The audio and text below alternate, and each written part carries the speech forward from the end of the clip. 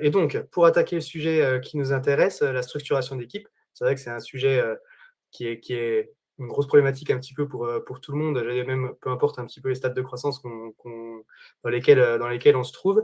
Et du coup, comme c'est toujours bien d'avoir des retours d'expérience différents là-dessus, je suis accompagné cette fois-ci par Patrice Barbesier, qui est ancien CMO de Partout et qui est CMO part-time aujourd'hui, et donc Eugène Hermy, qui est le CMO de Wigot. Bonjour messieurs. Salut. Trac avec de stars, il manque plus que la fumée pour nous voir apparaître. Très cool en tout cas de vous avoir tous les deux. J'allais dire Patrice, bon, toi et moi, membre historique de la communauté, émérite, j'ai envie de dire, même avec tout ce qu'on peut faire ensemble à côté. Eugène, toi tu nous as rejoint aussi plus récemment, ça fait un gros trimestre, mais donc c'est très cool de vous avoir, messieurs, tous les deux sur le podcast. Sur le podcast, je crois les vieilles habitudes. Pour ce summit, je vais vous laisser vous présenter rapidement en introduction, et puis ça me permet aussi, le temps que vous vous présentez, de partager. On a fait un petit sondage aussi pour voir un petit peu l'état de votre équipe marketing. Donc, je vous partage le sondage pour que vous puissiez voter et puis nous dire un petit peu où vous en êtes. Et puis comme ça permettra potentiellement aussi d'adapter le discours. Patrice, si tu veux du coup commencer. Génial. Ouais, bonjour tout le monde. Écoutez, moi, ça fait plus de 10 ans maintenant que... Faustine qui dit le bug. Ça fait plus de 10 ans maintenant que je bosse en marketing. J'ai toujours été en B2B. J'ai commencé dans des grands groupes, chez Sony et Samsung pendant 5 ans. Ensuite, j'étais assez curieux de découvrir l'univers startup. Donc, j'ai rejoint Partout à l'époque où c'était une petite boîte autofinancée de 20 personnes. Je suis arrivé en premier recrutement marketing, CMO de moi-même. Et j'ai passé 4 ans là-bas pour suivre l'hypercroissance, qui est à la fois quelque chose d'excitant et de très chiant à vivre. Depuis 3 ans, je me suis mis à mon compte pour accompagner des startups et scale-up sur leurs enjeux marketing. C'est donc Eugène. Bonjour à tous, donc Eugène. Moi, donc, je suis CMO de Wiglot depuis bientôt 7 ans. Ça, c'est rare. Ouais, on en parlait ce matin. Patrice, sauf que j'ai pas quitté le navire, en tout cas pas pour l'instant, parce qu'il y a trop de choses, toujours des nouvelles choses à développer. C'est la différence entre toi et moi, que moi c'est le mental, ça craque et je m'en vais. Avant ça, j'avais monté une boîte. On faisait un Duolingo pour les enfants. Ça existe toujours. Ça s'appelle Pidipop. Si vous êtes parents d'enfants entre 5 et 9 ans, je vous invite à télécharger les apps pour que les enfants puissent apprendre l'anglais, le français, l'espagnol. On avait revendu avec mes associés ça à un groupe média jeunesse. Et donc, en 2018, j'ai rejoint Wiglot. Pareil, premier recruté marketing. Et depuis, on est 10, bientôt 11 au total dans l'équipe marketing. Donc, une croissance maîtrisée, en tout cas en termes d'équipe, petit à petit, avec des apprentissages positifs, négatifs, comme tout le monde, depuis 2018. Très cool, vous le voyez, du coup je partage, merci les gars pour la présentation. Okay. Rapidement, l'état du sondage, tu vois, effectivement, bon, vous tous les deux, vous avez du coup construit des équipes de 1 à 10, enfin 10 un peu plus, mais personnes, donc c'est cool parce qu'on voit au sujet du sondage qu'on est bien là-dedans, entre seuls 10, 20 pour l'instant, donc on va pouvoir partir là-dessus. Donc première question, j'ai envie de dire, à quel moment se pose la question du premier recrutement et pourquoi recruter d'ailleurs plutôt qu'externaliser, parce qu'aujourd'hui c'est aussi on le voit bien, c'est quelque chose qui se développe pas mal mine de rien avec le freelancing et tout. Donc Eugène, si tu veux commencer. D'une manière générale, pour moi la règle, après il y a toujours des exceptions, la règle c'est recruter quand on a bien défini pourquoi est-ce qu'on recrute. À ne pas faire surtout, c'est de recruter quand on se dit tiens, AI, SEO, c'est le sujet du moment. Je vais recruter quelqu'un, je suis nul, notre boîte est nulle, on ne sait pas comment faire. Je vais recruter quelqu'un qui va m'aider à craquer ça. Pour moi, c'est un gros red flag. Il faut d'abord trouver les pistes. Je ne dis pas qu'il faut que tout soit parfait, mais d'abord tout seul ou avec l'équipe déjà en place, essayer de trouver les pistes de solutions pour comment gagner en visibilité et en faire de l'acquisition sur un canal précis. Une fois qu'on se dit, tiens, OK, il y a un truc, ça fonctionne, j'ai tous les mois des utilisateurs qui arrivent par ce canal, j'ai besoin de plus de temps moyen pour développer ce canal, là, on recrute. Et souvent, même sur plusieurs canaux. Mais voilà, ne surtout pas recruter pour tester un canal. Il y a bien sûr des exceptions. Et aussi ne pas recruter parce que les autres le font. Ça, c'est aussi généralement une mauvaise idée. C'est pas parce que vous parlez avec d'autres marketeurs autour de vous et que tout le monde a recruté en SEO. Typiquement, là, aujourd'hui, en tout cas, c'est un recrutement qui serait très différent aujourd'hui qu'il y a quelques années sur un sujet comme le SEO. Et le interne versus externe, ouais, pareil, je pense que ça... Le problème, c'est que l'externe, pour moi, il faut aussi que le sujet soit bien cadré pour qu'un freelance puisse bien bosser et que ça fonctionne. Il faut que le sujet soit cadré pour qu'il sache quoi faire et que la personne qui suit le freelance externe puisse l'aider à avancer et qu'il le cadre, quoi. Voilà, on peut quand même un peu plus, je dirais, prendre un free pour d'abord tester et valider. Surtout, c'est un free qui a une vraie expertise très très forte sur un sujet pour aider à auditer et à mettre les premiers jalons. Mais voilà, s'il n'y a pas de bande passante et vraiment aucune connaissance sur un sujet précis en interne, ça sera dur de driver ce freelance, quoi. Donc voilà, c'est mes retours là-dessus. Ouais, par rapport à ce que tu disais, du coup, au point ne pas recruter pour tester un canal, par contre, externaliser le test, ça peut, à Ça peut. condition d'être capable de l'accompagner et de bien cadrer le sujet pour de bien briefer, ça peut être une idée avant, pourquoi pas, de se projeter sur un recrutement dans cette compétence, quoi. C'est ça. Ok, super. Patrice, c'est quelque chose, du coup, tu partages ce que nous disait Eugène? Ouais, carrément. Carrément. De toute manière, je trouve que question suivante. Au début, c'est quand même bien de se faire la main. Et après, pour moi, il y a un premier sujet qui est quels sont les enjeux de la boîte. Tu vois, par exemple, moi, je prends mon cas chez Partout, il y a eu très vite et de manière très forte un enjeu d'internationalisation. Et là, quand tu dis que tu dois aller attaquer, je sais pas, l'Inde, le Moyen-Orient, le Mexique, bon, tu peux toujours un peu te débrouiller toi-même avec de la traduction, mais clairement, c'est pas la bonne chose à faire. Donc là, tu dis, OK, il y a peut-être des recrutements à aller chercher. En plus, les sales ils vont chercher des sales locaux. Il y a des country managers qui sont en train d'arriver. Donc voilà. Donc selon les enjeux et objectifs de la boîte, c'est ce qui peut venir ouvrir ou accélérer un recrutement. Ensuite, c'est aussi selon des leviers qui vont pas être, par exemple, moi, je vais même me dire que tant que l'expertise, toi, tu la possèdes, tu peux continuer à la gérer un peu de toi-même, sauf si c'est trop chronophage et que ça t'embête de le faire, tu peux recruter et tu délègues en formant la personne pour dire, tiens, voilà le process, le playbook pour faire les choses. Sinon, tu peux le garder un peu tout seul. Et en revanche, quand tu sais qu'il y a des leviers qui fonctionnent très, très bien pour ton secteur parce que tu vois que des concurrents font ça, ça fonctionne, tu parles avec des partenaires qui font ça, ça fonctionne, et que toi, tu ne la maîtrises pas, là, tu peux dire, bon, ça peut valoir le coup de mettre une pièce pour recruter. Et la transition de est-ce que tu internalises ou externalises, ça dépend de pas mal de choses, en fait. Il y a une histoire déjà de budget. Je sais que moi, à l'époque, chez Partout, on m'avait pas du tout donné de budget, donc j'ai beaucoup fonctionné avec des stagiaires au début. Mais parce que j'avais pas assez de confiance, on va dire, en moi-même pour challenger et dire non, il faut chercher des CDI. Et parfois, je vois même en tant que part-time, même avec la confiance maintenant que j'ai, parfois on te dit quand même malgré tout, tu n'auras pas de budget.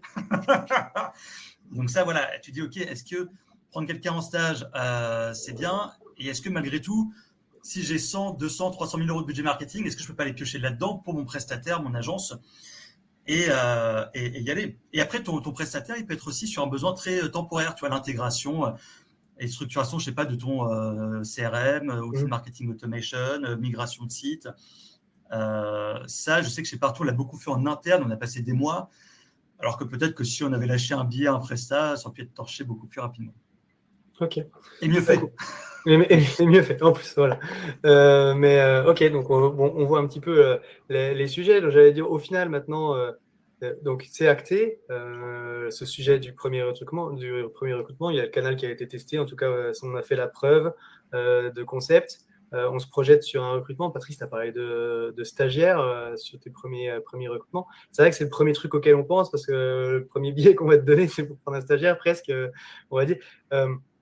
J'allais dire, au final, quel profil recruter en premier quand on se projette du coup, dans la construction de son équipe, à la fois en termes de profil, est-ce qu'il vaut mieux prendre un généraliste ou un spécialiste sur un canal très précis, un junior, un senior? C'est quoi un peu vos recos là-dessus, Patrice?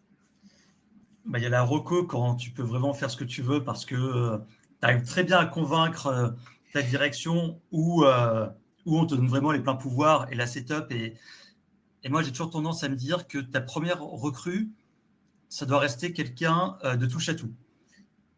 Même si tu peux aller le chercher sur une expertise, admettons, tu dis, il me faut absolument du contenu parce que c'est très fort et qu'il faut aller plus loin. Cette personne-là, même si tu prends quelqu'un qui a déjà quelques années d'expérience en contenu, il faut que tu puisses lui dire, en fait, on ne sera que deux. Donc, il faut aussi que tu gères peut-être les events, les emailing, la com sur les réseaux sociaux. Enfin, voilà, il faut que cette personne ait ça en tête et qu'elle accepte d'être très touche à tout, qu'elle soit aussi ton backup quand tu pars en vacances. Donc, voilà, donc expertise ou appétence pour un sujet, oui, mais en revanche, profil très touche à tout. Idéalement, moi, j'aime bien, pour le premier recrutement, quelqu'un qui a entre 3 et 5 ans d'expérience parce que tu es encore fort dans l'exécution, tu es assez rapide, tu as vu pas mal de choses et en même temps, tu as cette prise de recul aussi pour te dire par quoi je vais commencer, qu'est-ce qui est prioritaire et réussir à embarquer les équipes. Ça, c'est pour moi dans le meilleur des mondes. Ce meilleur des mondes, il n'arrive pas très souvent. Enfin, en tout cas, moi, sur pas mal de boîtes, il n'est pas arrivé très souvent. Et très souvent, on m'a dit, prends quelqu'un en stage. Alors après, je suis très content. Les gens que j'ai eu en stage, ça a très, très bien fonctionné. Et là, et en fait, c'est la même chose. Tu vas aussi le chercher un peu sur une appétence. L'expertise, il ne l'a pas, mais sur une appétence, très touche à tout. Et là, tu vas chercher le profil très, très curieux débrouillard. Quelqu'un où quand tu vas lui dire, tiens, là, il faut lancer, je sais pas, il faut aller faire un nouveau workflow sur HubSpot, qui va pas dire, monsieur le maître de stage, je ne sais pas comment on fait, expliquez-moi. Alors, soit tu as fait des playbooks et des process, c'est très bien, mais si tu les as pas fait, c'est souvent le cas quand tu es seul, c'est qu'ils puissent aller chercher sur Google, ChatGPT, l'IA d'HubSpot ou que sais-je. Donc, c'est un peu ces profils-là que j'irai chercher. Voilà. Ouais, ce que j'allais dire, moi, c'est presque quand j'avais un client qui m'a dit ça, il m'a dit qu'on doit recruter et tout, tu vois, quel type de profil on vise, c'est quoi ta reco? Et je dis, moi, la plus grosse compétence market, c'est savoir rechercher sur Google, tu vois. Mais c'est un peu ça dans ce que tu dis. Mais c'est vrai, je vois bien le type de profil. Eugène, toi, du coup, c'est quelque chose que tu partages au final, les observations de Patrice sur le profil, là? Ouais, très aligné forcément, comme par définition. Hein, au début, quand on est seul, on fait tout. Donc, on a besoin le premier recruté, ça va forcément être quelqu'un qui va aussi faire beaucoup de sujets différents. Alors, idéalement, effectivement, avec une ou deux expertises où il a déjà roulé sa bosse, il a déjà un peu d'années d'expérience et connaît bien le sujet. Donc, limite, il apporte son expertise sur ce sujet en particulier, ou ces deux sujets. Mais qui puisse faire tout comme un premier recruté. Ouais. Parce qu'il y a encore tout à faire, tout à structurer, les choses changent vite, généralement au début. Donc, faut pas quelqu'un qui soit trop fermé dans un je fais du contenu et seulement du contenu, ça ne m'intéresse pas le reste, ou je fais que des ads et ça ne m'intéresse pas le reste. Et oui, c'est Émilie Kramer ou Kramer, je ne sais plus, de MKT1, la fameuse newsletter marketing, qui parle de P-shaped marketer, donc on est avec le signe P, donc avec deux branches, donc j'ai deux expertises. Ça, c'est l'idéal. Bien sûr, il y a la réalité, comme disait Patrice, c'est aussi en fonction des budgets. Moi, on a commencé notamment avec deux alternants chez Wooglot et qui ont été ensuite recrutés. Et pareil, j'ai eu de la chance, ils sont top, ils sont toujours là aujourd'hui dans l'équipe et ils étaient touche à tout. Et leur poste a beaucoup évolué aussi. Leur scope, c'est parfois bizarre parce qu'ils ont commencé avec un scope très très large et au fur et à mesure, ils se sont spécialisés eux-mêmes.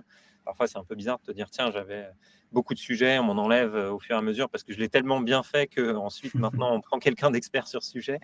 Mais c'est nécessaire au début d'avoir ce fonctionnement-là. Et ensuite, on structure, ensuite, on recrute avec plus d'expertise. Ok. Ouais, c'est marrant, au final, vous partez un petit peu sur la même chose, quoi. Enfin, du coup, c'est bien, c'est Je pense cohérent, on qu'il va doit y dire, avoir des mais exceptions. Il doit y avoir des oui, exceptions où les boîtes où ils ont un canal d'acquisition, il n'y a que ça qui marche.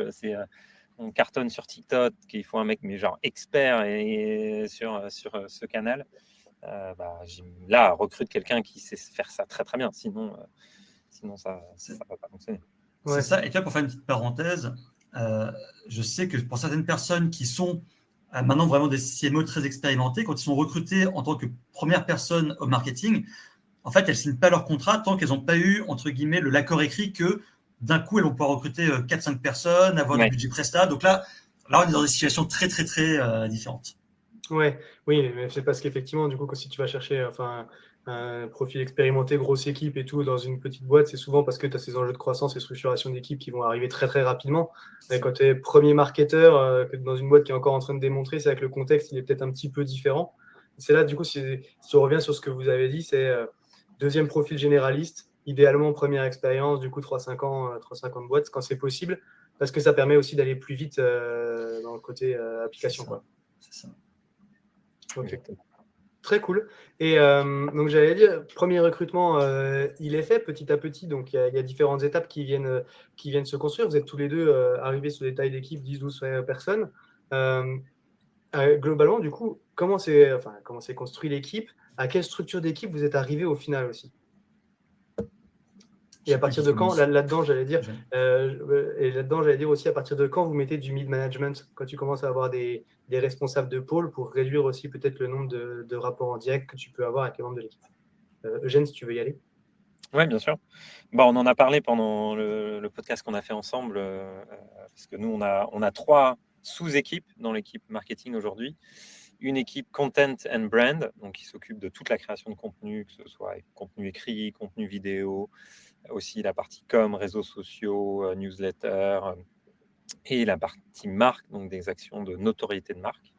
Une partie, donc là, il y a 3 personnes dans cette équipe, une Head of Content and Brand, une personne spécialisée plus sur la partie contenu créatif, donc ça va être surtout c'est elle qui est honneur de la brand design, donc la marque, la côté visuel de la marque, et aussi tout ce qui est vidéo, le site web, et une dernière personne qui est en charge aussi plus spécifiquement du SEO et de tout ce qui est communication. Ensuite, une équipe growth et ops, 2 personnes en charge de vraiment l'acquisition qui est beaucoup plus traquable, bien sûr, donc les paid ads surtout.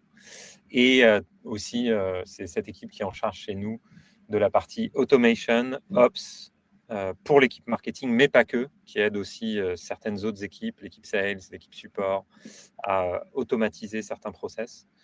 Et aussi la partie data analyse pour aider surtout l'équipe marketing pour le coup, mais aussi un peu l'équipe sales à mieux comprendre justement d'où viennent nos clients aujourd'hui, comment est-ce qu'on peut en avoir plus de ces clients-là qui convertissent bien, etc. Et une dernière équipe qui est un peu pour le coup particulière, on en parlait dans le podcast, qui est l'équipe que j'appelle écosystème. Pendant longtemps, on appelait ça l'équipe partenariat. Parce que chez nous, les partenariats, c'est très important, notamment les partenariats tech. Donc nous, Weglot, on est une solution, pas précisée, mais qui permet d'afficher un site web en plusieurs langues et de gérer ses traductions. Et donc, on se plug sur un site qui est déjà existant. Donc nous, les CMS, WordPress, Shopify, Webflow, c'est des partenaires tech très importants pour nous. Et aussi les agences web, qui sont donc plus la partie service. Et souvent, une boîte de taille moyenne, elle va aller voir une agence web qui va lui faire son site. Donc, c'est tout ce qu'on appelle l'écosystème, c'est quand on ne touche pas notre client directement, mais indirectement. Donc, ça va être ses partenaires tech et agences. Donc, on a une personne dédiée pour chacun de ces 2 types de partenaires et une personne en influence et communauté. Donc, pareil, tous les influenceurs B2B, c'est un sujet qui se développe beaucoup en ce moment sur LinkedIn, par exemple. On a une personne qui, donc, comment est-ce qu'on peut faire qu'un maximum d'influenceurs parlent de Weglot? C'est eux, ils ont une audience, on passe par eux. Et l'événementiel, ça, c'est un truc un peu particulier chez nous. Généralement, c'est plutôt dans l'équipe Content and Brand ou Growth, si c'est vraiment de l'événementiel très sales-led. Nous, c'est dans l'équipe écosystème parce qu'en fait, la majorité des événements qu'on fait, c'est justement pour aller chercher des partenaires web, agences web, et aussi des partenaires tech. Donc, c'est voilà, petite particularité de notre système et structure de l'équipe chez Wheeler. Ok, très cool. Et tu vois, justement, il y avait une question, pardon, Patrice, hein, juste avant de te passer la parole, je rebondis. Mais c'était sur. C'est Julie qui demandait du coup l'équipe data. Tu en as parlé en Ops un petit peu, c'est chez toi. C'est quel type de profil du coup que tu as dedans? Ouais, alors on a un Head of Growth qui est, oui, j'ai pas précisé les deux profils, c'est vrai, dans la partie Growth. On a un Head of Growth qui est vraiment data, une casquette très data. Donc, très naturellement, il a pris ce sujet. On s'est posé la question, est-ce qu'on on essaye de recruter une personne data qui va faire un peu data analyse pour toutes les équipes? Pour l'instant, ce n'est pas le cas. On essayait plutôt, nous, on commence à avoir une taille de boîte où on espère à terme avoir plutôt un expert data dans chaque équipe. Pour l'instant, ce n'est pas le cas, mais on a notre Head of Growth, Victor, qui a une bonne expertise là-dessus. Et la deuxième personne qu'on a recrutée dans l'équipe Growth, et aussi son poste, c'est Growth and Data Analyst. Donc, elle aide aussi beaucoup pour la partie structuration, automation de beaucoup de process et sur la partie analyse. Donc, ouais, les deux profils sont très data au final dans l'équipe Growth aujourd'hui. Ok. Et ok, donc du coup, tu l'as dit, effectivement, ces 3 branches, Content and Brand, Growth Ops, écosystème. Et du coup, tu es encore en direct avec toutes les personnes ou tu as un head of, un responsable d'équipe? Donc, ouais, dans l'équipe Content and Brand, il y a une Head of Content and Brand, Elisabeth. Dans la partie Growth and Ops, comme je l'ai dit, il y a un Head of Growth qui est Victor. Par contre, écosystème, pour l'instant, c'est ouais. Tu vois, je suis très content de ce nouveau pôle, mais il y a des limites. C'est que souvent, en fait, quand tu veux attirer un maximum de partenaires tech ou de partenaires agences web, ça comprend de l'awareness, de la consideration, donc en fait, c'est de la brand, c'est du growth aussi. Donc, c'est un peu des fonctions transverses. Ça fonctionne très bien, mais il y a quand même un peu des limites. Donc, et pour l'instant, on n'a pas mis de head-off sur cette partie-là. Donc, je gère les 4 personnes qui sont dans l'équipe reportent à moi directement. Ok, d'accord. Et toi, du coup, Patrice, c'est quoi ton retour là-dessus? Déjà, Eugène, c'est une belle équipe hein, que tu as construite. Je trouve vachement complète, trop bien. Parce que moi c'est pas là où j'étais bon, cette partie-là. À la fin. Bon speaker pour le sujet, du coup, merci. Au moins, structuration d'équipe. Moi, donc à la fin, quand ça s'est passé, on était une douzaine de personnes et en fait, j'avais beaucoup de généralistes. Donc, j'avais 3 branches. Une branche un peu globale avec les expertises, mais qui est assez nouvelle, où on avait justement une partie pour le marketing automation, pour les événements, je recrutais quelqu'un sur la partie content. Une partie vraiment marché français, parce que le marché français, il y avait plusieurs segments de marché. Il y avait notre mid-market grand compte, il y avait la partie marque et la partie secteur public. Et ensuite, une partie qu'on appelait expansion, qui était la partie internationale, où là, il y avait la personne en charge du Brésil, de l'Amérique latine, de l'Asie, etc. Il y avait, en termes de mid-management, il y avait un head-off pour la partie expansion.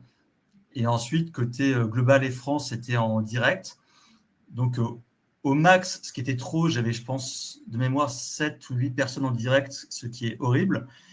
Et ensuite, j'ai réussi à tomber à 4 ou 5. Et là, c'était fabuleux parce que, en fait, tu retrouves du temps pour faire des choses.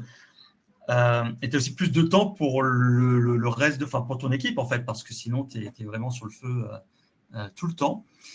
Et donc, voilà. Et en fait, dans l'équipe globale, ce qu'on faisait, c'est qu'en gros, on était très processé. Donc, on avait beaucoup de playbooks pour tout. Hein. Ça allait de comment bien rédiger un email, comment bien faire un salon, comment, que sais-je. Donc, on a des playbooks dans tous les sens. Et donc, chaque personne était censée être très, très, très autonome, même si elle venait d'arriver, pour dire, voilà, tu as besoin de faire une étude de cas, tu as besoin de faire, que sais-je, tu prends ça et tu déroules, quel que soit ton marché, ton pays ou ton segment. Okay. C'est vachement intéressant au final parce qu'on se retrouve avec 2 structures un petit peu d'équipes différentes, tu vois. Et Et j'allais dire que dans les épisodes de podcast aussi, on a parlé d'internationalisation, c'est des choses qui arrivent. Au final, toi, Patrice, tu avais une équipe globale avec les compétences un peu transverses et des spécialités par marché, plutôt au final branche. Toi, Eugène, c'est pas du tout quelque chose qu'on retrouve dans ton format d'équipe, alors que vous êtes international aussi. International. Ouais, ouais, bah c'est un sujet, hein, tu vois. Mais ouais, la dimension, l'international, ça rajoute, c'est une troisième dimension ça devient une matrice 3D, quoi. C'est un vrai, ça rajoute une complexité d'ajouter ce focus pays sur quelle que soit la structure et quel que soit le système, équipe marketing. C'est pareil enfin, c'est peut-être même plus dur quand même en marketing que sur d'autres fonctions. Mais ouais, nous, on a un produit qui, par essence et par nature, est international et on fait 90% de notre chiffre d'affaires en dehors de France et on pense global depuis le début. Donc, on a cette chance-là. Ça se fait naturellement. Mais oui, on vend notre sujet, c'est l'international. Un jour, ça viendra, j'espère, j'ai envie qu'on ait des experts par pays. Pour l'instant, on a la chance de pas. On a des freelances qui nous aident sur certains pays, mais pas en interne. Ok, d'accord.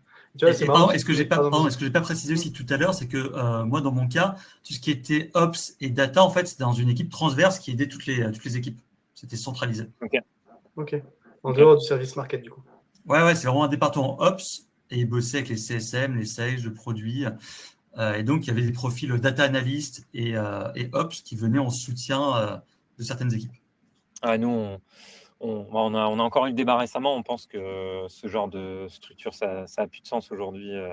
Ça va être de plus en plus simple de pouvoir analyser de la donnée avec de l'IA. Ouais. Donc, on préfère garder. C'est ce que j'ai dit tout à l'heure. On veut que cette expertise soit portée par une personne dans chaque équipe parce qu'il faut quand même une compréhension de la fonction. Ouais. Tu vois. Tu vois, le support, comprendre qu'est-ce qui fonctionne, pourquoi, les temps de réponse, comment améliorer tout ça. Si tu n'as pas une très forte expertise, un data analyst externe qui ne connaît rien, il ne va pas réfléchir de la bonne manière forcément pour se mettre à la place d'un mec du support ou du marketing et de comprendre son métier. Tiens, ouais. Et du coup, j'ai une très bonne question sur la question market produit. Comment est-ce que c'est géré chez vous, côté produit, côté market? Tu vois, on en parlait un petit peu ce matin, Selma, sur la partie réussir sa prise de poste. Elle racontait que du coup, elle avait récupéré le PMM qui était au produit pour faire venir au market. C'est vrai que dans les structures d'équipe, vous ne l'avez pas trop abordé au final, ce sujet-là. Non, nous, c'est. Vas-y, Patrice. C'est chez le produit, toi? Ouais. Enfin, c'était chez le produit. Ok. Nous, il n'y a personne encore de dédié en product marketing. C'est un sujet. On espère pouvoir changer ça bientôt. Mais ouais, pour l'instant, on a personne. Donc, c'est l'équipe content qui s'en occupe beaucoup, qui fait office de compréhension. Enfin, c'est toute l'équipe marketing, mais eux qui vont faire un peu plus de recherche pour aider l'équipe. Enfin, s'aligner avec l'équipe produit pour la promotion de nouvelles features et du produit de manière générale. C'est là qu'on voit effectivement, c'est ce que j'essaie de plus en plus de dire aussi quand on partage comme ça, c'est que c'est pas que des bonnes pratiques, au final c'est des retours d'expérience qui fonctionnent aussi dans des cas donnés, parce que typiquement l'équipe PMM, enfin l'équipe Product Marketing, c'est quelque chose, enfin moi j'ai discuté avec plein de monde sur le podcast, tu vois pas, il n'y a pas une bonne façon de faire, quoi. Des fois c'est au produit, des fois c'est au market, on le voit aussi un peu sur la partie outbound, outreach, des fois, c'est au sales, des fois, c'est au market, la partie BDR, SDR. On avait même sur le podcast il n'y a pas longtemps, enfin non, dans la communauté d'ailleurs qui était intervenu, Alexandre Diard de PeopleSphere. Lui, il avait récupéré carrément toute la partie call aussi chez lui. Et en fait, la passe du market au sales, elle se faisait qu'une fois que l'opportunité a été ouverte et qu'ils avaient fait même les premiers calls de qualif, quoi. Donc, encore une fois, on trouve des formules qui sont un petit peu différentes selon les orgas et aussi les profils que tu as à disposition, quoi, j'imagine. Ouais, je pense qu'il n'y a pas une équipe marketing pareille dans le monde. J'exagère un peu, mais à partir de quelques profils, il y a toujours des particularités. Tu vois, moi, dans la partie content and brand, il y a la gestion du site, alors que dans plein de boîtes, ça va être l'équipe grosse qui s'occupe du site web. Il y a en fonction des profils, des personnes, de ce qu'ils aiment faire. C'est aussi ce qui est intéressant quand tu bosses dans une petite boîte aussi, c'est que tu peux... tout n'est pas cadré, tu rentres dans une case ou pas. Ouais, non, c'est ça. Et c'est vraiment aussi une histoire d'ADN de la boîte. La boîte est forcément beaucoup portée par le ou la CEO qui aura des fortes croyances et qui aura inculqué quelque chose de fort aussi dans l'entreprise. Tu vois, chez Partout, la partie sales outbound était extrêmement forte et jamais de la vie, la partie SDR ou BDR, ce serait retrouvé au marketing, par exemple. Donc ça, c'était impossible.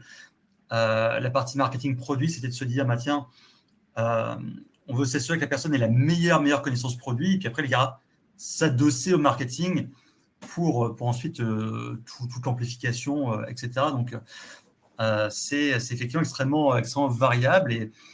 Et moi, c'est une chose que j'ai remarqué depuis que je suis à mon compte, c'est que effectivement, il n'y a pas une bonne manière de faire, c'est que ça dépend vraiment. En fait, la partie culture d'entreprise, d'avoir un impact énorme que j'avais très sous-estimé au départ.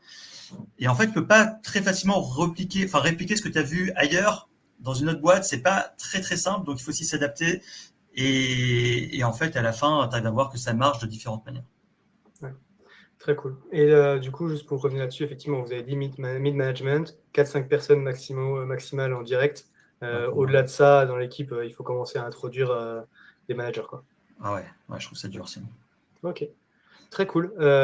Du coup, avec le recul, est-ce qu'il y a des choses que vous avez faites à l'époque ou récemment, même après tout, que vous feriez différemment aujourd'hui avec l'expérience? Ouais. Pardon, c'est à qui là de répondre Pardon, vas-y, Patrice. Ok. Alors oui, beaucoup de choses. La première, à la rigueur, qui est peut-être la plus simple, parce que on m'avait dit de le faire et je ne l'ai pas fait, c'est on te dit toujours de beaucoup t'appuyer sur tes pairs, sur tes homologues. J'ai énormément fait chez Partout, je le fais encore beaucoup aujourd'hui. Et justement, il y a une chose, et en fait, les rares fois où j'ai pas écouté, je me suis foiré.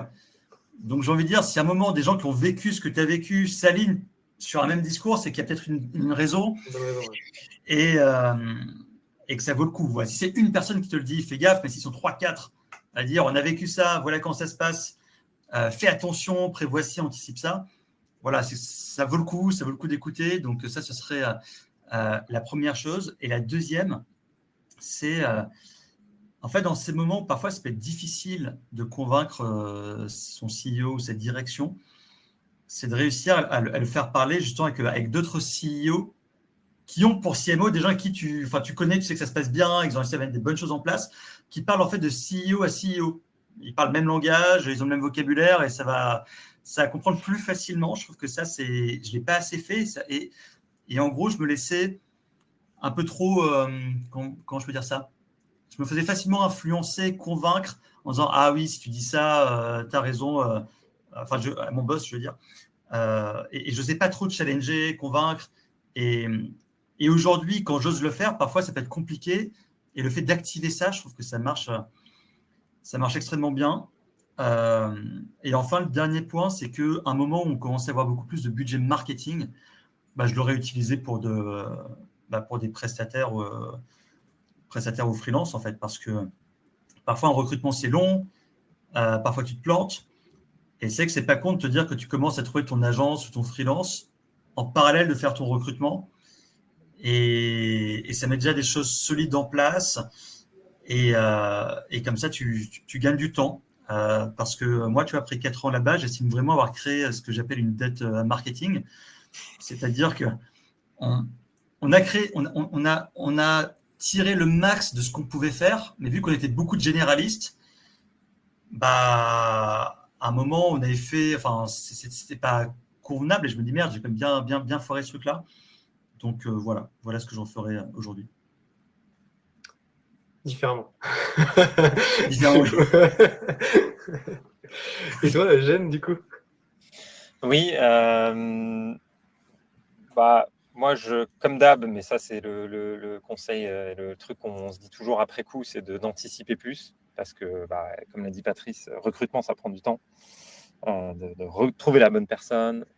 Souvent, il y a parfois même période où la personne doit quitter son taf d'avant, etc. L'onboarding, donc ça très vite, ça peut prendre plusieurs mois avant que la personne soit opérationnelle. Donc effectivement, là, dans ce cas-là, aussi, en parallèle, pourquoi pas prendre du free ou de l'externe, en tout cas, pour pallier ça. et même valider en amont d'un recrutement. Mais ouais, si possible, anticiper plus le temps que ça va prendre de recruter. Essayer de pousser au maximum dès qu'il y a les signaux. Si on atteint tel objectif en termes de nombre de clients générés par un nouveau canal qu'on est en train de tester, ça déclenche un recrutement et il n'y a pas de débat. On a validé le plan, on a atteint X clients grâce à ce nouveau canal auquel on croit, et ça déclenche un recrutement. Si on, a posteriori, arriver à convaincre, ça a marché, regardez, on fait déjà plein de clients, est-ce qu'on pourrait recruter? Si tu ne l'as pas validé ce plan,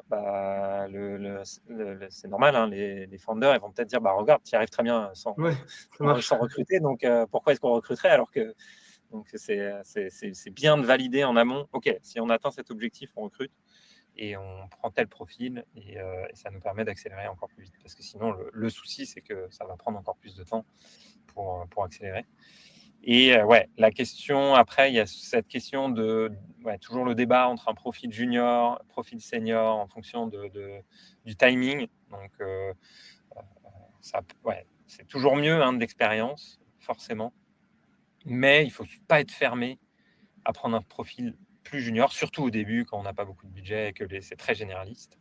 Mais même après, une fois que c'est très structuré, qu'il y a quelqu'un qui a beaucoup d'expérience et que c'est un métier où parfois ça peut être dur de trouver une bonne personne, pourquoi pas, là, si les process sont bien structurés, de prendre un profil un peu plus junior. Mais bon, le plus important, ça reste le fit, est-ce que la personne a un bon fit, veut apprendre, etc. Et voilà, il n'y a pas de réponse parfaite sur ce sujet, quoi.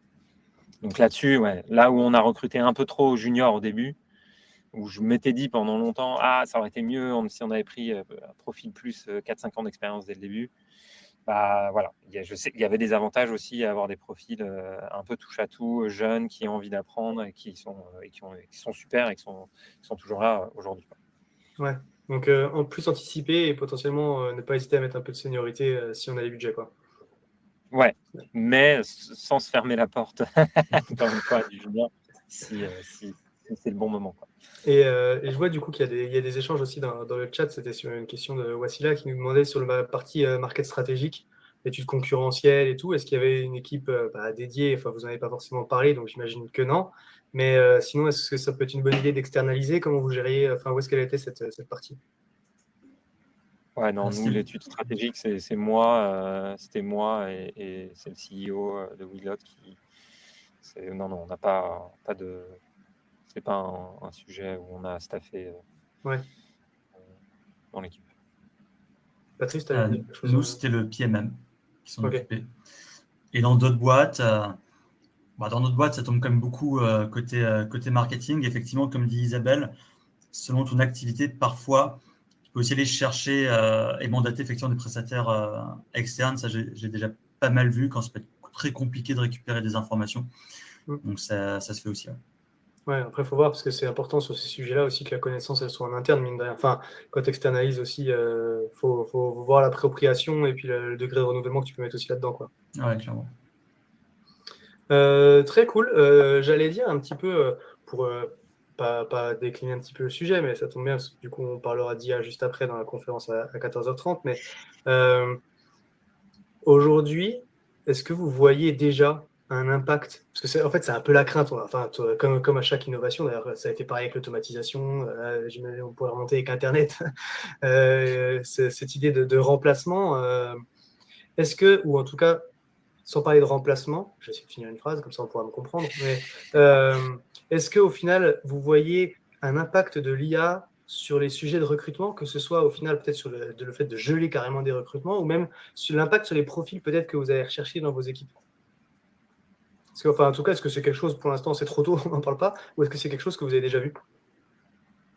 Je crois que Jeanne, tu as des trucs à dire là-dessus. Ouais, moi je me pose, c'est une question, pour l'instant non. Là, les derniers recrutements que j'ai faits, on s'est posé la question plus sur, dans le process de recrutement. Aujourd'hui, tout le monde utilise ChatGPT ou de l'IA, en tout cas pour répondre aux case studies et tout. Donc, il y a la question plus de comment adapter son business case et son process de recrutement pour être sûr de recruter la bonne personne. Et encore une fois, moi, je trouve ça très bien que les gens utilisent tous les outils disponibles pour faire la meilleure réponse possible. La question, c'est comment est-ce que ces outils sont utilisés.